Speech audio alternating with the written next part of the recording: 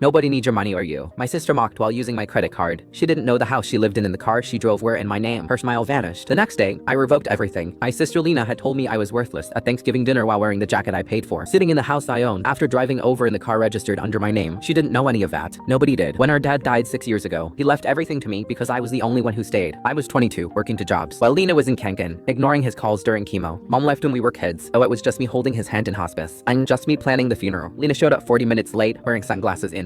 Dad's estate was massive, but it was enough. I paid minus off 3 minus bedroom house, a sedan, some savings, and a life insurance policy. He left it all to me with one request, written in shaky handwriting on a sticky note inside the will envelope. Take care of your sister. She'll never take care of herself. So I did. Lena destroyed her credit by 20. She couldn't rent an apartment, let alone finance a car, so I put the house in my name and let her live there rent minus free, bought the car under my name and let her drive it, and added her to my credit card so she could rebuild her score. I told her the house was from Dad's estate, which was technically true, but left out the part where it was legally mine. I told her the car was a gift from Dad, a lie, and told her the credit card had a low limit, which she immediately ignored. For 6 years, I quietly funded her life while building my logistics company from 1 delivery van into 14 trucks. I lived in a studio, eating a stewed chicken while Lena hosted dinner parties in the house I owned and maxed out the credit card. I was responsible for her designer bags, spot treatments, bottle service, and meals at restaurants I couldn't afford. I never said anything because Dad asked me to take care of her, and I keep my promises. Then Thanksgiving happened. Lena invited the whole family to her house. I showed up with a pumpkin pie, and she didn't even say hello. During dinner, her boyfriend Jax bragged about Lena's independence and how she had built her life from nothing after their dad passed. Lena nodded along like she was accepting an award. My aunt asked how I was doing, and before I could answer, Lena cut in. HES fine, still doing his little delivery thing. Little delivery thing. My company did for